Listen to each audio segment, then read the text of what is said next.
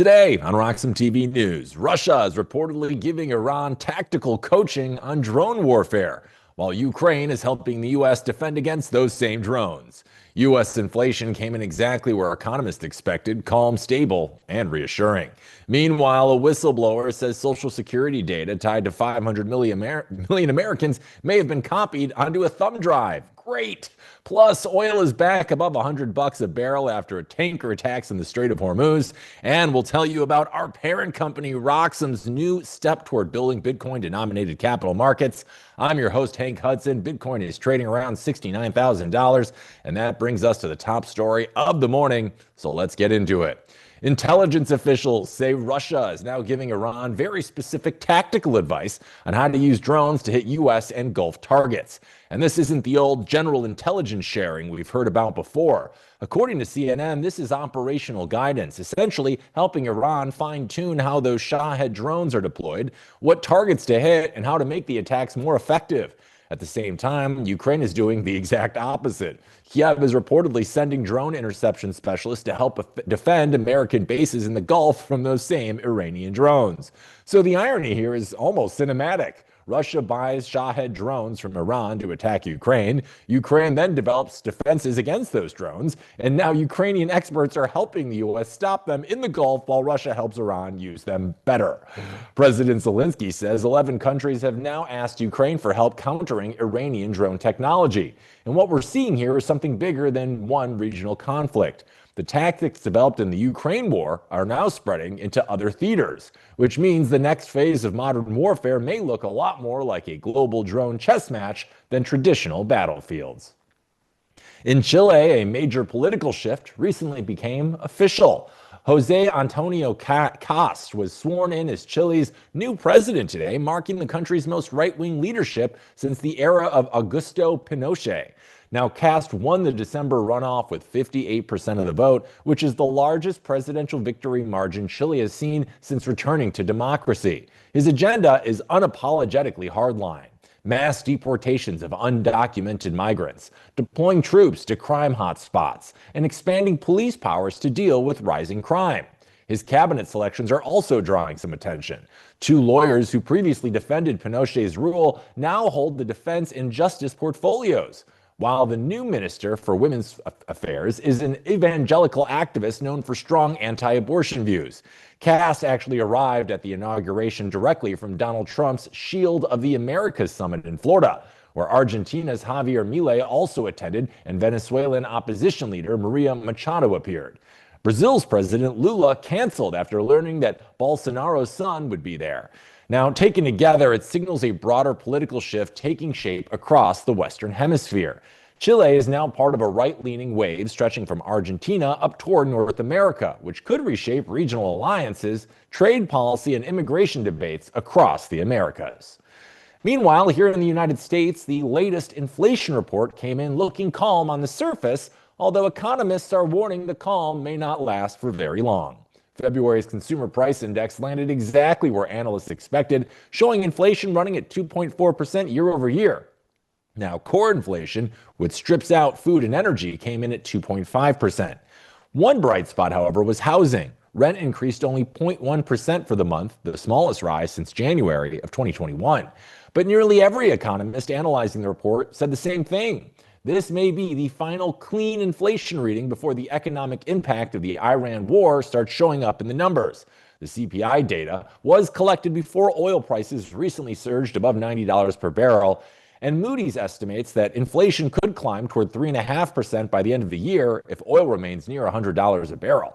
Gasoline prices could approach $5 a gallon by the second quarter, and there's another wrinkle. Roughly a third of the world's fertilizer supply passes through the Strait of Hormuz, meaning food prices could be next. The Federal Reserve meets next week and is widely expected to hold rates steady, or in other words, the inflation battle may have been cooling, but energy shocks have a long history of rewriting economic forecasts very quickly. A whistleblower is alleging that what could become one of the largest data breaches in American history involving the Social Security Administration. You see, according to the complaint, a former software engineer connected to Doge copied two of the agency's most restricted databases onto a personal thumb drive. Those databases are the Numident file, which contains records tied to Social Security numbers, and the master death file, a data set covering both living and deceased Americans. Now, combined, they hold information connected to roughly 500 million individuals. The whistleblower claims the engineer told colleagues at a new private sector job that he planned to share the data and that he previously had what he described as God-level access to Social Security systems. The agency's inspector general has now launched an investigation. Senator Ron Wyden says the situation could represent one of the largest known data breaches in American history. And this is also reportedly the third security incident involving DOJ-linked staff at Social Security, following earlier cases involving unauthorized access to sensitive records and a cloud server containing hundreds of millions of files.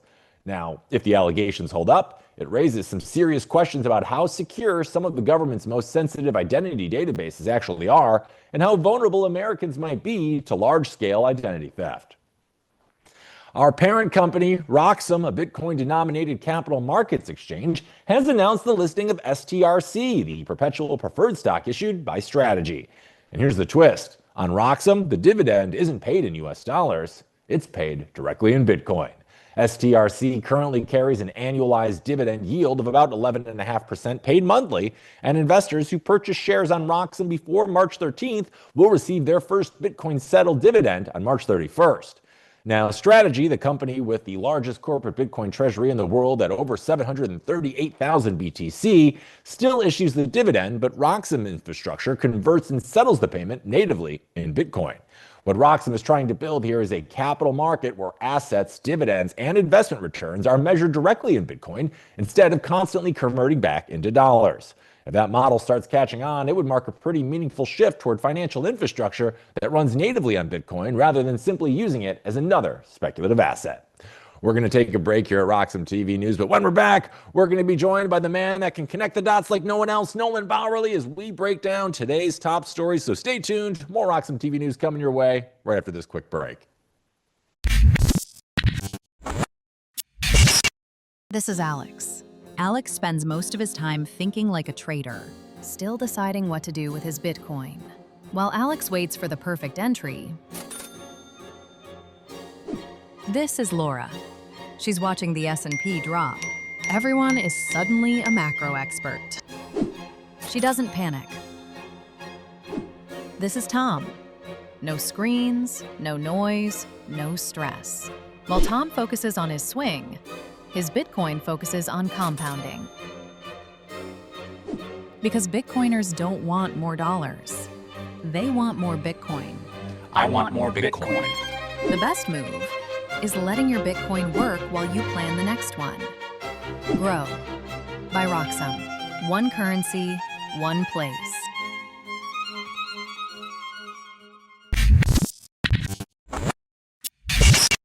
Welcome back to RoxomTV News. The February inflation report came in almost exactly where economists expected, with CPI at 2.4% year over year and core inflation at 2.5%.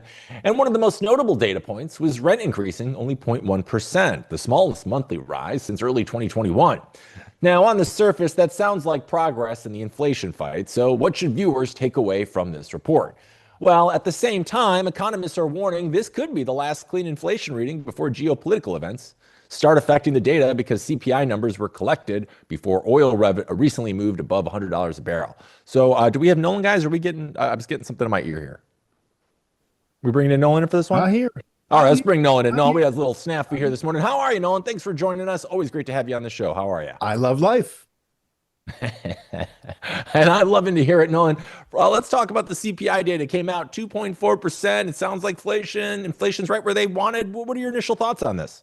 Yeah, it looks like it's mostly calmed down. It won't be by the summer. I think Trump's trying to tamp it down as much as he can now, because in May, when he gets control of the Federal Reserve, you're going to see him print. So we'll start to see inflation show up from May through the summer is my expectation. If Trump can keep oil prices low that whole time, then that should also mitigate how much is going on. But until Trump gets control of interest rates, which is in a few weeks now, this is around where we expected it to be. Mm-hmm. The story did mention, Nolan, that At the same time of all this, economists are warning that this could be the last clean inflation reading before the geopolitical events start affecting the data, because I guess the CPI numbers were collected before oil recently moved above 90, I think even $100 a barrel now. So historically, like how quickly do energy price shocks like that start filtering into the broader inflation picture here? Are we going to be waiting some time before we see the effects of that still? Well, I don't think we can use any other previous eras benchmarks because the way Trump set up this oil interruption went through Venezuela first. He's taken off sanctions from Russian oil now after his call with Putin. So you're going to see a lot more oil come online. You also saw Trump yesterday offer leases in the whatever they used to call it, the Gulf of Mexico, the Gulf of America. So there's a bunch of oil there that's now going to be tapped. I think a new one came off the coast of California down by LA. So they're going to be drilling for oil out there too. So the truth is there's a lot of oil out there and a lot of new resources that the United States didn't really have their hands on before. So I don't think we're going to be able to use old benchmarks. I think there is an effect. I just think there's too much inputs that we don't understand from before to be able to accurately judge it. That's fair. That's fair. And, you know, this whole situation we're seeing, obviously a big component of it is the oil. We know it's like 20% of the world's oil supply passes through the Strait of Hormuz. I think it's something like daily. But another thing that we need to keep in mind here is a third of global fertilizer shipments also pass through, which means that some people are forecasting we could see some elevated, food prices if this conflict were to continue. So what do you think there is? Am I going to be seeing like $7 for an ear of corn soon, or is this going to get as bad as gasoline, or should I cool the brakes on that a little bit? No, 'Cause I'm getting a little concerned. yeah. It's getting expensive. Again, it's a little bit geographically tied. It's true that just like the much of the world uses the oil from the Strait of Hormuz, that's not really an American thing. Alberta, for example, has entire mountains, pyramids of sulfur ready to go. We're lacking a bit of capacity to get them to the rest of the world. We're used to consuming that domestically in America. So again, it's a tale of, five continents in a way. Americas, both the United States, South America, probably isolated from that. Our supply chains for that still remain domestic. This isn't like dollar store items coming out of China and stuff like that. It's not PPE. It's not that story. We still make some stuff, including food. We're really good at making food. So we have all that capacity. So again, you'll have to judge it from different parts of the world. We have a huge stockpile of this stuff. So if there is a way to get it to the rest of the world and there's a price for it, I'm sure we can get it there. So I don't think this means that we're not going to be able to plant in the rest of the world. It just might mean that the logistics of getting them their fertilizer might be somewhat altered. There might be a bunch of cases where it's actually a big problem. We'll have to see. I'm not sure what the actual supply chains are. I know that it's got to be judged by continent to continent. Doesn't really affect America. I think your corn is going to come in just as you're used to in America. The rest of the world, we'll have to see. Gotcha. All right. Well, I want to move on to our next story we're talking about this morning here, Nolan. It has to do with, of course, the Department of the DOGE, Department of Energy, whatever that thing was called that we saw at the beginning of the year. It only lasted a couple of months. What a success that was. But according to the whistleblower in this case, this engineer allegedly copied not one, but two of the Social Security Administration's most restricted databases, something called the Numident file and the master death file onto a personal thumb drive. Covers the records of like 500 million Americans, both living and dead, which is just great. For people watching at home, how serious of a breach do you think this is when you first heard of it? I mean, 500 million Americans, Social Security data. Is anything good? Can we officially say anything good has came out of the Department of DOGE? Because this just sounds like another blunder. From No, I think DOGE was probably humanity changing. Because remember, DOGE was an idea, right? It's not so much the institution. It was the way of perceiving things. There's a DOGE in every company now. Every country is doing its own DOGE. There's an audit of these old systems going on throughout. It's just about Really? auditing old. Yeah, I mean, it's happening all the time. Everybody hated it though. Yeah, but a lot of people Like, it felt adopted it. universally hated. A lot of people adopted it though, Right? because these systems in a company or in other countries are a problem, right? I mean, if you saw, one of the big takeaways from Doge was that the processing of Social Security was all kept in like underground vaults that you had to physically go and get. I mean, that was crazy, right? So there's all these old systems Yeah. that are out there now. Switching to just this question of a data breach around Social Security numbers and what's on that list, it would matter if they hadn't if they were, secure, but they're not. All of this stuff has been stolen. We've got Social Security fraud going on for years. I remember when I first got into Bitcoin, one of the questions when I was writing a Bitcoin report that I was writing for the Canadian Senate Banking Committee at the time, they had this question of what about taxes and Social Security? And the truth was, I already found evidence back then of people just filing tax returns that weren't them. They just got the name and the tax number. They'd file any old number and then get the return. And several million Americans a year go to file their taxes, find out they already filed their taxes.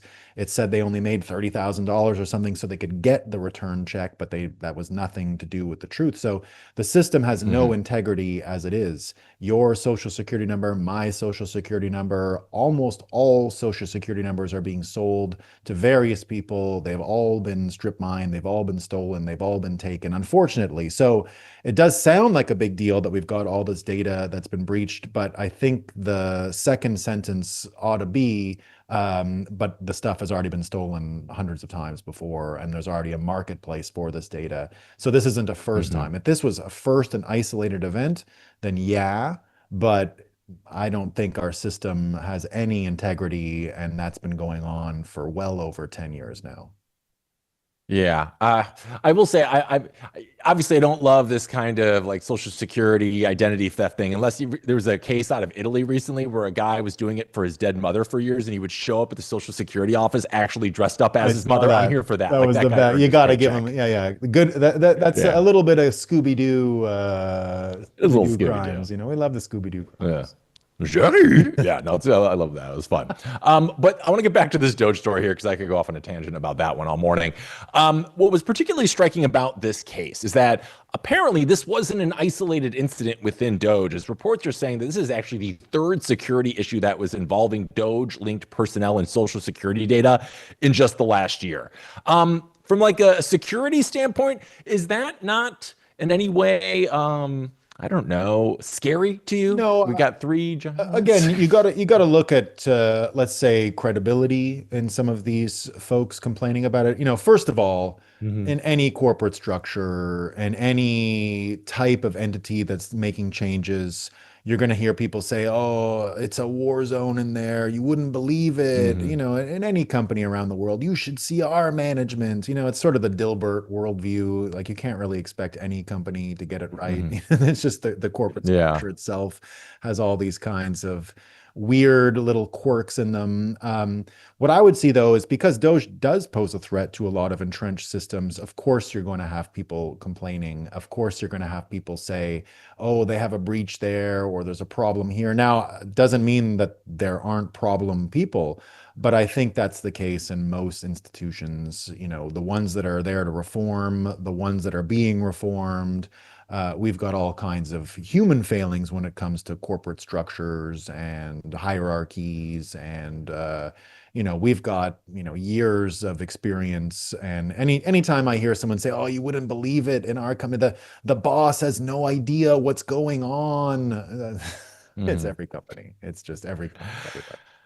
So here's a question for you, Noam. We're almost a full year removed, I think, from when Doge started. When did it end last year? Was it maybe May, June? It was like half the year, right? Because he only had like 180 days, I think, to man that position. Elon did, correct? Do you feel like on a government level it was a success? You feel like it did kind of permeate into other arenas to where people are doing this and private institutions and everything, but almost a year removed from it, do you feel like Doge was a success, at least within the constraints of the American government? Well, so there would be two levels of measuring the success. The level of the Okay. idea spreading, I think that's good, right? We Hmm. should always be auditing systems. But the Sure. reality is no, the system moved against Doge and it was powerless to, in the end, realize the potential of its change. I think that the existential threat it posed to a lot of the US government created a equal and opposite reaction to what it was doing.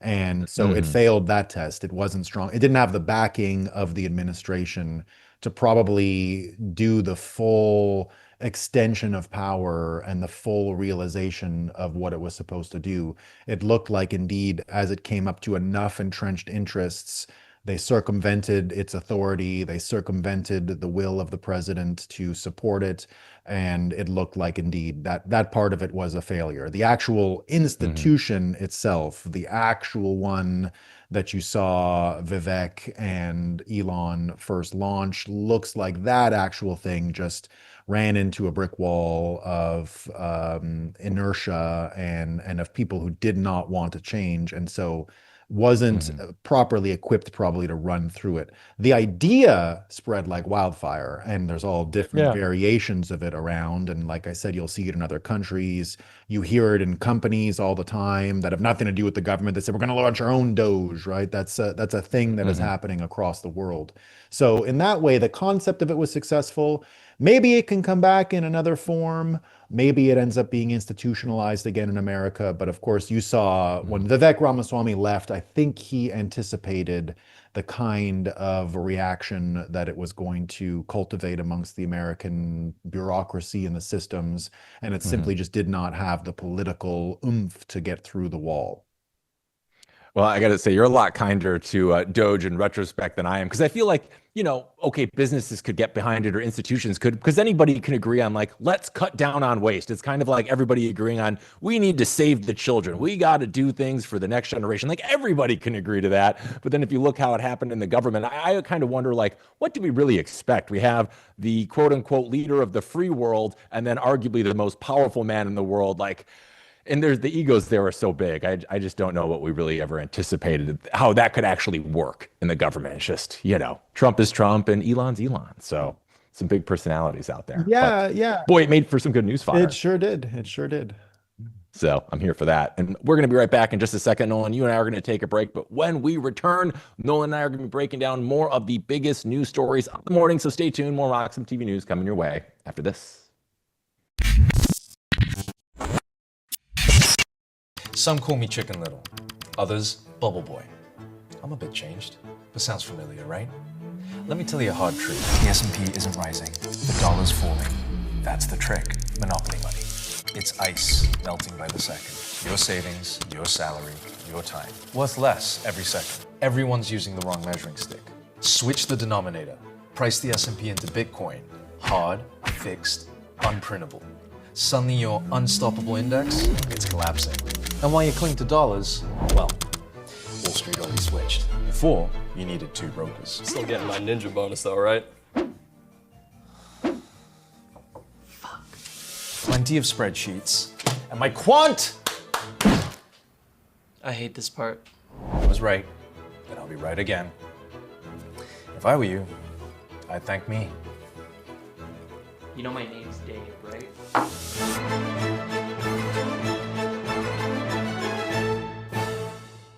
Security matters. Zappo Bank, the only way to bank your Bitcoin. Apply now at zappobank.com. Welcome back to Roxom TV News. A fight is broken out that revolves around something that could determine whether Bitcoin is actually usable for everyday payments. The dispute centers on a law proposal that would remove capital gains taxes on small Bitcoin transactions. Supporters argue the change is essential if people are ever going to use Bitcoin for things like buying coffee or paying for groceries without tracking tax liabilities for every single purchase. But the drama started when the Bitcoin podcast and media outlet TFTC, led by Marty Bent, accused Coinbase of quietly lobbying against the measure. You see, Coinbase's leadership then immediately pushed back, and CEO Brian Armstrong called the claim totally false, saying he has personally lobbied in favor of the exemption, while Chief Policy Officer Faryar Shirzad described the accusation as a total lie.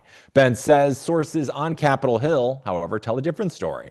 Meanwhile, lawmakers are reportedly floating a stablecoin-only version of the exemption, which would make dollar-pegged crypto payments easier while leaving Bitcoin subject to capital gains taxes. Now, how this debate resolves could quietly determine whether Bitcoin becomes something people actually spend in everyday transactions, or whether stablecoins end up dominating that role instead. Iran's sports minister has announced that the country will not participate in the 2026 World Cup. His reasoning was quite blunt, saying, "Considering that this corrupt regime has assassinated our leader, under no circumstances can we participate."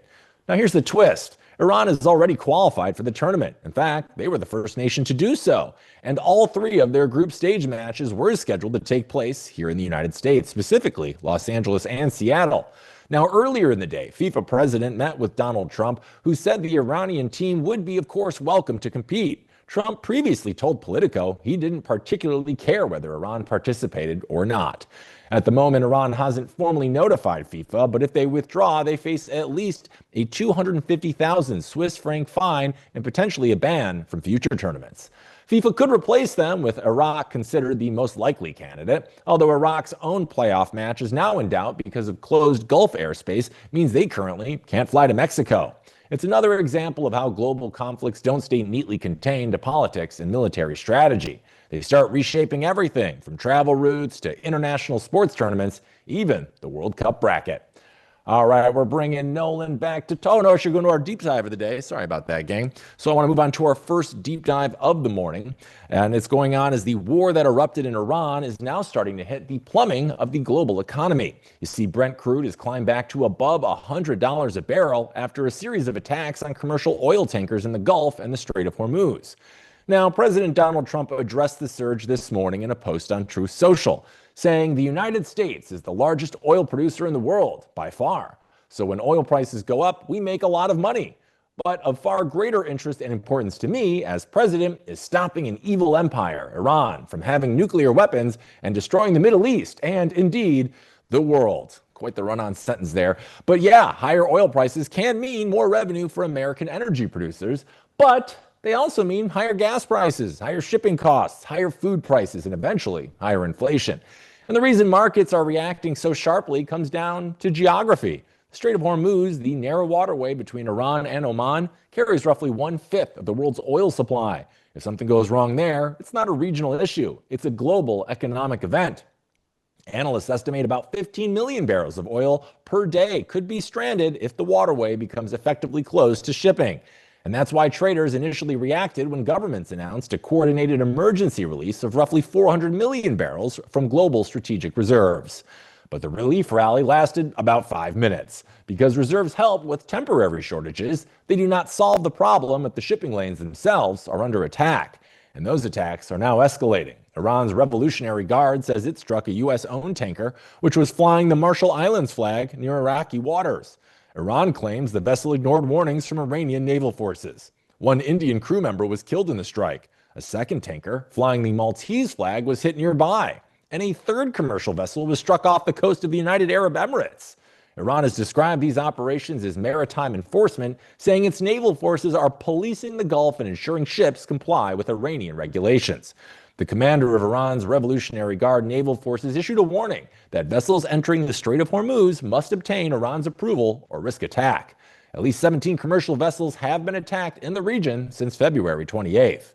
Meanwhile, the broader military picture in the region is becoming murkier. CNN reported earlier this week that U.S. intelligence believes Iran may have begun deploying sea mines in the Strait of Hormuz. French President Emmanuel Macron says he has no confirmation of that yet. But here's the key point. Whether mines are actually there or not almost doesn't matter, because insurance companies and shipping firms are already treating the waterway as a high-risk combat zone. And when insurers get nervous, global trade slows down very quickly. And experts are warning that if oil stays near $100 a barrel, global inflation could rise toward 3.5% by the end of the year, as higher energy prices ripple through transportation, manufacturing, and food production. We're bringing Nolan back in. Nolan, oil has now moved back $100 a barrel after multiple tanker attacks in the Strait of Hormuz, which again carries about 20% of the world's oil supply. For our viewers at home that are trying to understand the stakes here, how big of a deal is it when instability hits a choke point like Hormuz? What are your thoughts? Well, certainly, if instability hits something like Hormuz, like we're seeing, it's a major problem. We have a lot of questions. Almost the entire Iranian war now is consolidating around the question of the Strait of Hormuz. Trump said yesterday that there are no targets left in mainland Iran to strike. So it looks like everything is coming down to the Strait of Hormuz. Now, going back to the oil prices, of course, and the shock, of course, the markets understand this more than anyone. Markets, of course, and their projections speak louder than politicians' words when it comes to this because they're able to filter all of the data and the information. As I understand, and what we saw with the prices going up over $100 at the start of the week, the magic number, as I understand, is about 115 to 120 right now. And so it looks like the spike this time is capped at 100, and that's the Brent price. The West Texas price is currently still in the $90 range. So the more important question, though, is where does this go in the future? And you do have to look at some of the market people, because the market people will, I think, have a pretty good insight, because it's not political words, it's money on the table. They're making bets. And what we did see, and you can look through a little bit of the tea leaves here, when the Iranians chose their new leader 2 days ago, something really important happened at the same time. It wasn't just the apology to the neighbors for striking them. A separate piece came in, which is that the IRGC, so the Iranian Guard, will now reconsolidate the command structure. The hierarchy of command is back. And that was part of the announcement, which they told the world 2 days ago when that cardboard guy was chosen. So when they chose that guy, when the original leadership of Iran was destroyed, the military adopted a decentralized attack model. So they had orders, and then they were not waiting for other orders. It was fire at will. And the big danger of the Hormuz is, of course, there were groups that were on the fire at will command structure. That was rescinded 2 days ago. And so from there, you have to say, well, it looks like a lot of these political objectives have been realized. It looks like we've got three options for the way Iran goes. There's the good, which is what Trump suggested, that there's a leader that rises up and the world supports him and it's a brand new day. And that doesn't look like it's in the cards at all. The two other scenarios, what Victor David Hansen from Stanford University calls the good, the bad, and the ugly. The bad is the Venezuela situation, where the oil keeps flowing and it keeps moving, but it is some branch of the previous mullah government that stays intact, that doesn't want to keep the war going, but wants to keep control of Iran.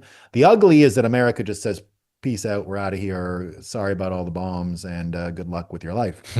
And it looks like the bad is what we got. And Trump last night said the war's over. Now, the prediction that you can take that the markets, I think, are observing now, because they're not getting back up to the spike that we saw a couple of days ago, was really simple, that we're dealing with the face-saving narrative, cognitive closure that comes from the third act of a play, if you will. They bombed, they used a big bunker bomb yesterday. They've loaded up a bunch of bunker bombs onto the bombers in the United States. They got a visual. It looks like that's the end of the nuclear plans and it can't happen. And then the Iranians got their day of visuals yesterday. The American ships on fire, the Bahrainian airport on fire, the Omani storage facility on fire. But as of today, nothing else. So the prediction that I have is, indeed, when the command structure came back, America accepted it. It's a Venezuela deal. And that everyone was going to do one last narrative closure, third act. It's all wrapped up. And that was yesterday. I'm wrong if you see huge explosions today. I'm wrong if more ships get hit. But it looks like we're getting the bad plan, the Venezuela plan, bad relative to what Trump initially wanted, better than the ugly plan, which is, forever. So it looks Yeah. like the oil prices are stabilized at around $100 right now. It looks like the market believes. I heard Larry Fink yesterday say the same thing. This should be quick. That's another pretty big market voice saying that markets should stabilize shortly. So my prediction is we are in that world. We don't have the decentralized command structure in Iran anymore. They reestablished military command, and the mullahs have it again, or the IRGC has it again, and that they're going to normalize things going forward. They apologize to their neighbors. I expect that they're going to continue to posture, but that I don't think you're going to see many more fires today, and that yesterday was the last day of flames, and that the oil prices will know by tomorrow their runaway day is not happening. They spiked a bit overnight with those fires. They're stuck right now, and if I'm looking at tea leaves and I'm looking at the charts and all the technical analysis, it looks like the steam is out of the pump and will probably come down. Very interesting. And I appreciate you breaking down that good, bad, and ugly situation for us. But I do have a question for you, Nolan. Like, I'm thinking about the end game here. Like, the ideal end game for America, right, is the good situation. Trump gets somebody in there that's willing to deal with him. Trump's a businessman. He wants to wheel and deal, and he wants somebody in there to help stabilize the region, right? So that would be probably the ideal end game for the United States. But right now, from Iran's perspective, what do you think is there? What are they thinking? Like, they lost their supreme leader was killed. They have the new leader was appointed. There are already reports that he might have had one of his legs blown off or something, and that he was in a coma. I was reading this morning. Like, ultimately, what would be their good situation coming out of this? Would it be the United States just leaves the region and they're able to do whatever they're doing down there again? Or what's a good situation for them, you think? I think a good situation can be found in what we heard from the Arab part yesterday of Iran. So the Arab part of Iran, that would be where the oil is coming from, right? So the Arab part, Persians are not Arabs, but there is an Arab province in Iran, and it's right around Iraq. It's right on the border with all of the other Arab countries. It's right on the Gulf. That's why they're in charge of the oil. That's where the oil is, and that's where it comes from. So yesterday, they said they don't want the IRGC anymore. They don't want the mullahs anymore, but they also don't want separation. So the best case scenario for Iran, because it's a much bigger country than America is used to dealing with in these issues, right? This is 90 million people. They've got Azerbaijanis in the north. They've got Kurds in the north. They've got the Balak people. They've got these Arab people. The Arab people do represent one of the most important provinces. It's one of the wealthiest. It's the economic heart of Iran. And what they laid out looks like a viable plan for Iran going forward. They're not trying to create their own country. They're not trying to divide Iran into pieces. They're willing to work with who's there. They just want the bombs to stop and the threat to their lives to go away. So the best case scenario is that. The best case scenario is these provincial entities find a way to stay combined as a country, and it doesn't turn into a fractured civil war situation where everybody's security is at risk. The worst case scenario would be like the Kurds getting armed and going into Tehran and having a hot war amongst different factions within Iran. That's really complicated, and nobody, I think, wants to see that. That's where you start getting into the worst case scenario humanitarian. That's the ugly scenario that I just said. So, the good, the bad, and the ugly is relative to America. For the locals, I'd say, of course, lots of people want kumbaya over there. But as far as a new government goes, I think you can get to a new government even in the bad scenario of the mullahs there for now, and some, toning down of the tensions and some reconsolidation, some rebuilding, some normalcy over there before they take their next steps into the future. So the bad for Iranians can turn into the good. It's the ugly that they don't want, and I don't think anyone wants that. If America completely pieces out and says, yeah, it's great knowing you. Have a good time. Good luck with the people who are around there. I'm sorry about all the trouble. Come to America. The weather's good. Disneyland's open. Gas is cheap. That kind of thing would be a major problem. So Yeah. I think for Iran, what we've got now, the ugly scenario, the second scenario, could turn and grow into the good scenario. Okay. So does it kind of feel like maybe Trump is looking for the Iran version of like a Delcy Rodriguez then Yes. in order to fulfill the bad scenario here? Precisely. That's exactly what it is. And I think he's even Yeah. articulated that. It looks like it's going to be the Venezuela situation. I think in Kentucky last night, Trump did a rally. I didn't catch it all or just saw a few clips, but I believe a clip I saw was him saying we're going to do the Venezuela thing there, and that is the bad.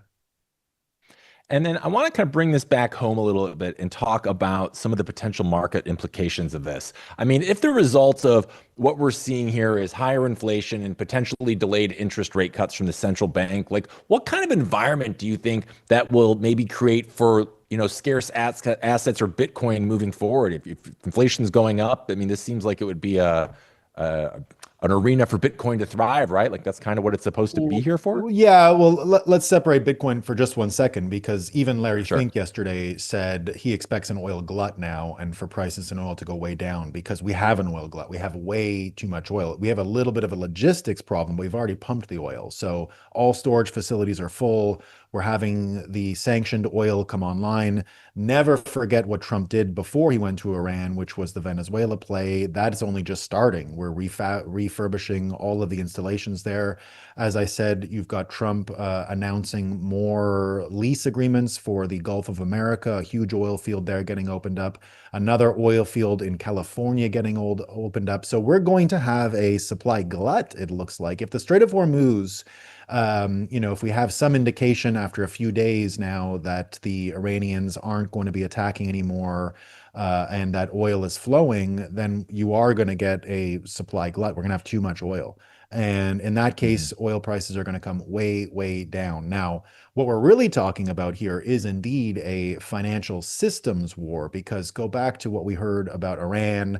The big story that's coming out of Iran right now, as far as America's concerned, so even America's own objectives here, right? It was the insurance that America stole from England when all this happened from the UK. Lloyd's of London was underwriting all the insurance. They decided they couldn't do that, which was an economic escalation in some ways, because that was going to create a disaster for Trump. Trump found a way to intervene. That didn't happen. It's not a runaway disaster. It's pretty contained. We're in normal range of oil prices, acceptable range. Unacceptable, like I said, is the $150 to $120 range. But Trump can operationalize, like he said in that tweet, $100 is just the sweet spot is like 90. So you're a little above the sweet spot. I know the sweet spot is 90 from Landman and Billy Bob Thornton, and that famous. Oh yeah, you got to go check out Billy Bob Thornton. it's a fun show. The fun show, yeah. There's a quote where Billy Bob Thornton explains global oil prices. The sweet spot is 90, so we're a little above that. So inflation will get affected by really low oil prices, that's for sure. But that does all kinds of unlocking of economic activity. But the real story, in fact, is what's going on with markets and seeing the British ties, for example, to the Iranian money. I go back to what we talked about yesterday on this show. They're making an issue in the British newspapers about all these properties the Iranians own. The Ayatollah's got like a huge real estate portfolio. So what does he do? He threatens Europe and America all the time in your way of life, but all his money goes there. It's a scam. So Yeah. and then the news is like dumbfounded. What do we do about all his money? Well, you didn't have that problem when it was a Russian. So what the hell is actually going on here? And then seeing Yeah. all these guys on the outside, the Mark Carneys, the British, they're not, like Trump said, the losers. They're not even around. Thanks for joining the war when it's already won. That's the real story here, because Iran was functioning with these folks. Obviously, there was money going back and forth. We heard many times that Venezuela was housing Hezbollah folks, and that there's a financial system that was used to this corrupt money coming in and out of it. So the real story here, and I think the real war that America's engaged in with Iran, has nothing to do with Iran. It has to do with the financial system system that they were plugged into, and that financial system is being cut off. And the American system is taking over from this old British banking system, this old British insurance system. You're seeing it today, the private credit that's out there that's getting constrained at Morgan Stanley. You're hearing them all cry the same days. You know, you got the head of the bankers yesterday saying, oh, it's not fair, the market structure bill. They're sitting on $25 trillion and comparing, crying like a child. It's not fair. It's so hard. You can't give them unfair advantages. So this is all happening simultaneous to a complete change of the financial system. America's completely reorienting. And when Besant actually does subordinate the Federal Reserve in May, that's the doomsday event horizon for all of these conflicts. So I expect this stuff to continue to ramp up, crying bankers, crying British aristocrats, all the way into May, and we're gonna probably get a complete and total financial change at the same time. Oh man, tears all around. I can't wait. You've got me excited and terrified all at Hard. the same time. Noah. It's so I hard love on it, I the love it. bank. We need that. It's not fair. It's hard. Womp, womp. Yeah. All right, now we're going to move on here. I'm going to do a quick recap of a story we touched on earlier this morning, as a dispute on a law proposal that would remove capital gains taxes on small Bitcoin transactions. You see, supporters are arguing the change is essential if people are ever going to use Bitcoin for everyday transactions. And now Coinbase is being accused of quietly lobbying against the proposal. So Nolan, under the current US tax law, every time someone spends even a little bit of Bitcoin, it technically triggers a capital gains calculation, even if it's a small purchase.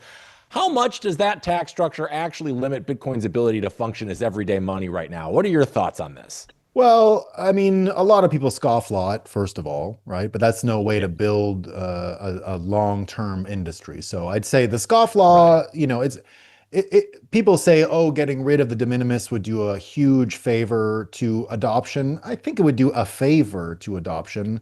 I think there's enough Bitcoiners who are scofflawing already that we can see that people don't love using Bitcoin to buy coffee and daily consumer items. Bitcoiners are probably less of a consumer mindset than a lot of credit card, fiat, you know, that whole world. So you know, we've seen it many times in Bitcoin memes and things like that. Bitcoiners generally are only spending their sats on grass-fed beef and those kinds of things.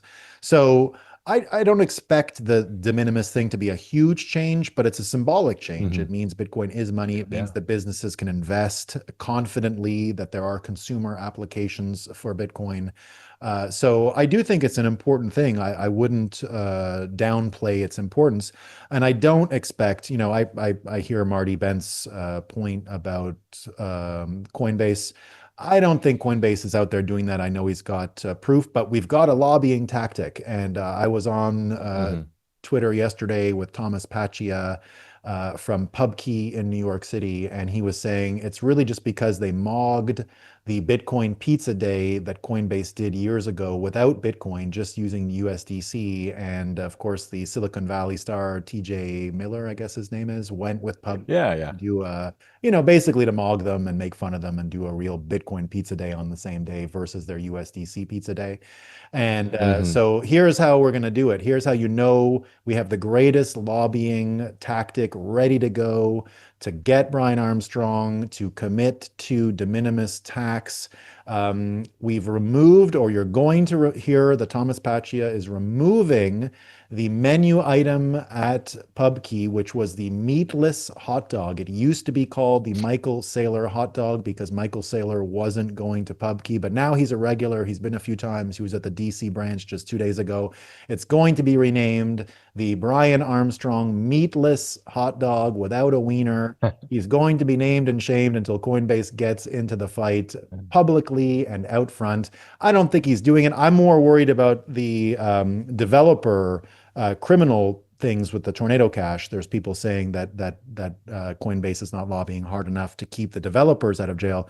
I simply don't believe that it's true, the de minimis tax resistance that they have, or that they're trading it. I could be wrong, but he's going to get the hot dog title, the meatless hot dog title at PubKey anyway. And I think industry should continue to push him and make sure he's very clear on this issue. And he should go to PubKey. Meatless.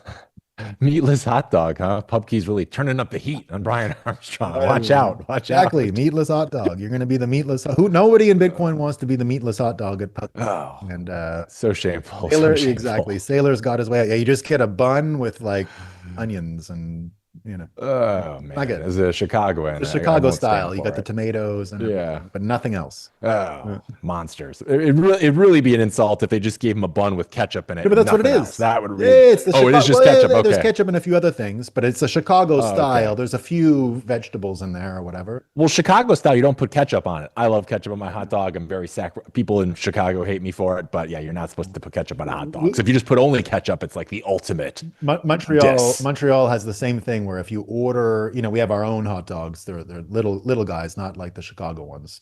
Yeah. And if you order an all dressed hot dog in Montreal, there's no ketchup on it. It's cabbage, mustard, and onions. Quick aside, there's a very famous hot dog place in Chicago, used to be called Hot Dogs. I went in there once asking for ketchup for my French fries, and in unison, I go, "Hey guys, I want some ketchup." And they go, "Hey guys, what do we tell somebody who wants ketchup?" And then they all in unison go, "Get out of here." And I was like, "Oh God, you guys really take this seriously, don't you?"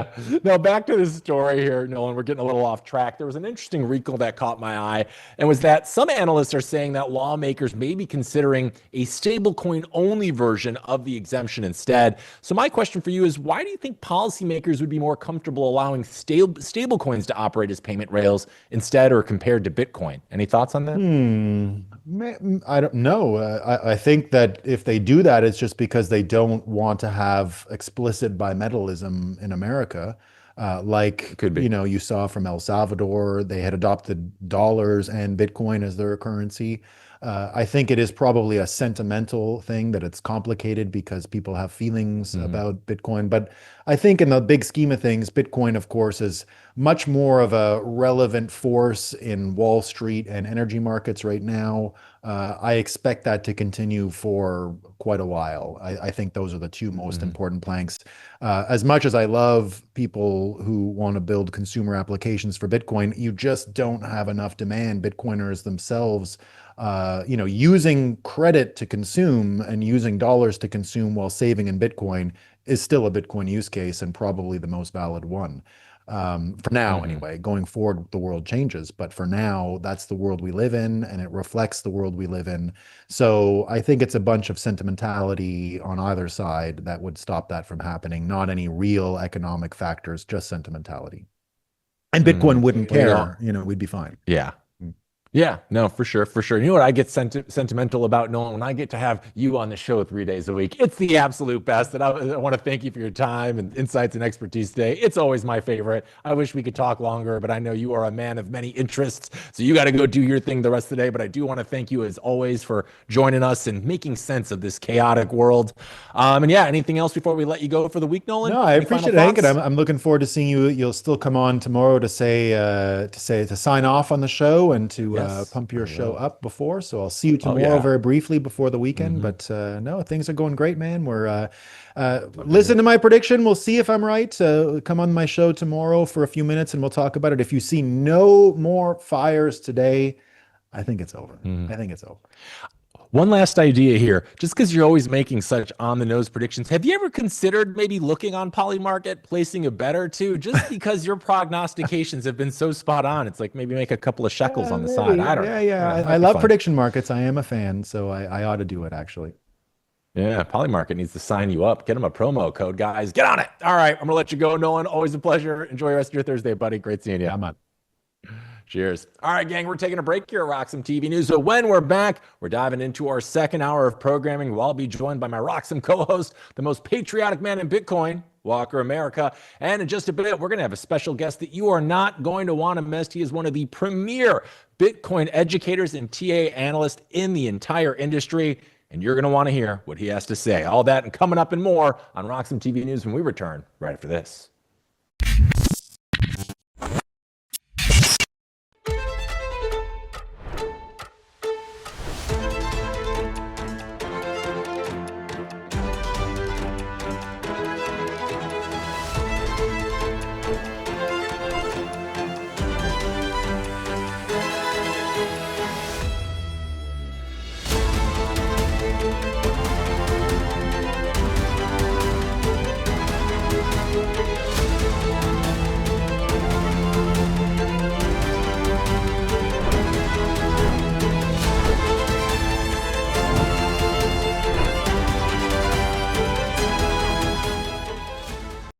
Security matters.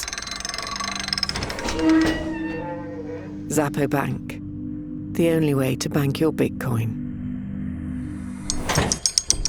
Apply now at zappobank.com. Welcome back to RoxomTV News. We're about to dive into this morning's second hour of programming, but before we do, I want to welcome my co-host for the hour. He's one of RoxomTV's own, and he's the most patriotic man in Bitcoin. We're talking about Walker America. Walker, welcome back. Happy Thursday. How are you? Always better once we get together here on Thursday and Friday, Hank. Doing well, doing well. Not much happened in the world. Pretty quiet day, all things considered. But let's go ahead and just jump right on into it. We do actually have quite a lot to cover. We've got a great guest coming on here too in a little while. Before we do that, we want to hit a couple of quick stories for you guys just to bring you up to speed.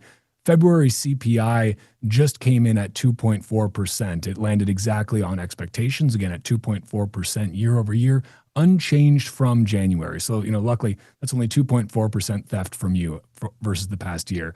Core was at 2.5%. Rent rose just 0.1%, the smallest monthly increase since January 2021. But every economist said the same thing. This is the last clean read before the Iran war rewrites the inflation picture. The data was collected before oil spiked above $90. Moody's estimates say CPI could hit 3.5% by year end. If oil stays near $100, gas prices could approach $5 a gallon in Q2. A third of global fertilizer supply transits Hormuz. Food prices are coming next. The Fed meets next week. No cuts expected until September. The war just froze the easing cycle, apparently. And coming up next, we are RoxomTV, but our other branch of the company, Roxom, just launched a BTC dividend for STRC. So Roxom announced the listing of STRC, the perpetual preferred stock issued by Strategy, allowing investors to receive dividends directly in Bitcoin instead of in US dollars. STRC currently offers a 11.5% annualized dividend paid monthly, and investors who purchase before March 13th will qualify for the first Bitcoin-settled payout scheduled for March 31st. Strategy currently holds 738,731 BTC. Wow, the largest corporate Bitcoin treasury in the world by a long shot, making the pairing of its preferred stock with Bitcoin-denominated dividends a notable step toward Bitcoin-native capital markets.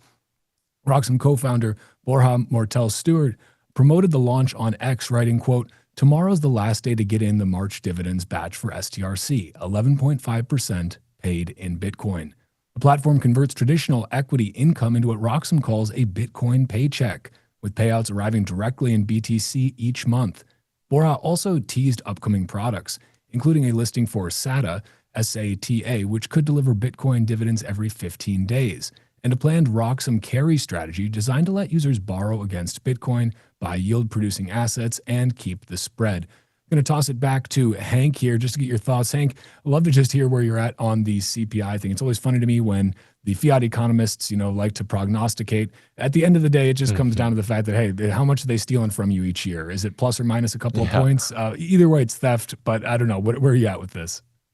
Only 2.4% of my money is being stolen from me this month. So I feel about what I normally feel most months here in America. So not a lot of change, but hey, Roxom's offering 11.5% yield a monthly. That's crazy. That I'm excited about. The CPI stuff, less so, inflation. But hey, that's what Bitcoin's for, right? There you go. 11.5% annualized, paid monthly. Annualized. Important. That's still pretty sweet. Yeah. Yeah, that is important. I obviously have to do some of my own research on that one. I haven't been as diligent as I need to be. But I do want to get diligent about our next story here because I want to go into our deep dive for this hour, Walker, and I think we might talk about it in just a sec because the war with Iran has now entered its 13th day. And depending on which capital you're listening to, you'd think two completely different conflicts were unfolding at the same time. The U.S. message sounds like a military campaign that's approaching its final chapter. From Iran, the message sounds like a country preparing for a long negotiation about what it believes it's owed when the dust settles. And the uncomfortable truth is that those two narratives don't really meet anywhere in the middle. President Donald Trump said the campaign is already nearing completion, telling Axios the operation is way ahead of the timetable and claiming there is practically nothing left to target. According to U.S. Central Command, American forces have already struck thousands of targets inside Iran, and officials say Iranian missile and drone launches have dropped sharply compared to the earlier days of the conflict. Now, from a military planning perspective, that sounds like momentum, the kind of briefing language that signals the campaign is working and the objectives are being achieved. But from Tehran, the tone couldn't be more different. Iranian President Masoud Pezeshkian says the war can only end if Iran's legitimate rights are recognized, particularly when it comes to its nuclear program, and if reparations are paid for damage caused by the U.S. and Israeli strikes. Now, he also called for international guarantees preventing future attacks in Iran, which essentially amounts to asking the international community to formally acknowledge Iran's security concerns before the conflict can truly end. So if you step back for a moment and look at the political math here, the gap is pretty obvious. Washington's off-ramp is victory. Tehran's off-ramp is compensation. Those are not positions that overlap easily. And while diplomats argue about how the war ends, the battlefield itself is becoming more complicated. Iran's Revolutionary Guard announced that it carried out a coordinated operation with Hezbollah, targeting multiple sites across Israel, including Tel Aviv, Haifa, and West Jerusalem. Iran also claimed the strikes targeted U.S. military installations in Jordan and Saudi Arabia, widening the scope of what had previously been described as separate fronts. For most of the past 2 weeks, Hezbollah rocket attacks from Lebanon and Iranian missile launches had been framed as parallel campaigns, related but technically distinct. Iran's latest announcement reframes them as a single coordinated operation, which is a subtle but important shift in how the war is being described. Israel responded quickly with another wave of airstrikes, and the Israeli military says it launched wide-scale strikes on Hezbollah infrastructure in Beirut's southern Dahiya district, which has long been considered the group's main operational stronghold. Israeli officials say dozens of Hezbollah-linked targets have been hit since the war began, including weapons storage facilities and command centers, while Israeli aircraft have also continued striking what they describe as regime military infrastructure inside Iran itself. But as the military exchanges intensify, the humanitarian reality of the war is becoming harder and harder to ignore. Iranian officials say more than 1,300 civilians have been killed since the conflict began, with thousands more being injured. In Lebanon, hundreds are dead and hundreds of thousands of people have been displaced by Israeli airstrikes. UNICEF reports that more than 1,000 children have been killed or injured, describing the situation as catastrophic. Now, this is the stage in modern wars where the language of strategy starts to collide with the reality on the ground. Military briefings tend to use words like targets, deterrence, and infrastructure.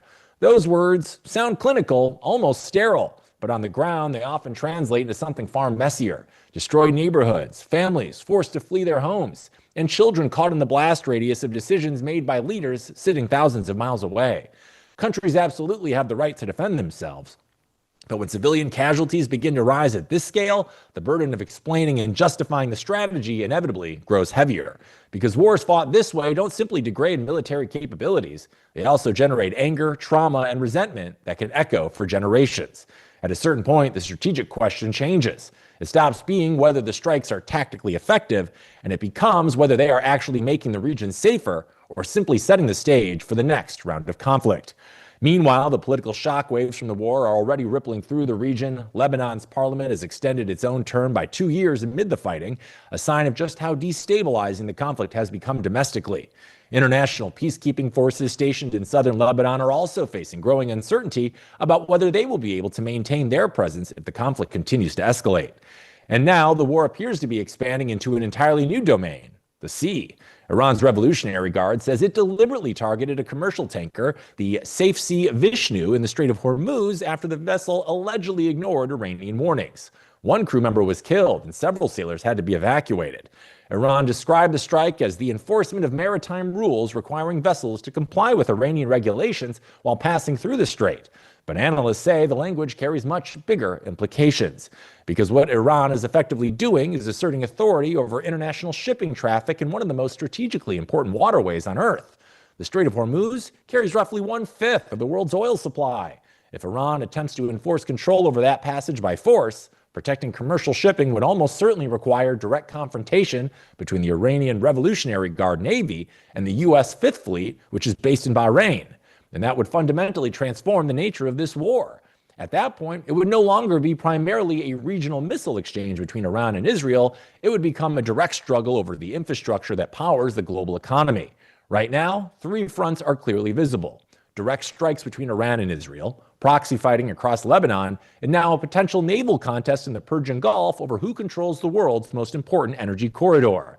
That last front may end up mattering the most, because Hormuz isn't simply a battlefield. It's that narrow artery through which nearly 20% of the world's oil supply flows, as we mentioned, and if that artery becomes blocked, the consequences won't stay in the Middle East. Oil prices will spike, shipping slows, inflation spreads through global supply chains, and suddenly what started as a regional war begins reshaping the economic outlook for the entire world. That's the moment when a conflict stops being regional and starts becoming a global crisis. Walker, what are your thoughts on this? We got Trump saying the war is almost over. The Iranians looking like it's just beginning.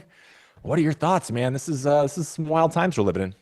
Boy, you know, it would have been a great time to just load up on those defense contractor stocks, right? If only I was a member of Congress and I could have gotten some insider trading in on this, that would have been nice. But, you know, I'll never be able to match old Nancy Pelosi.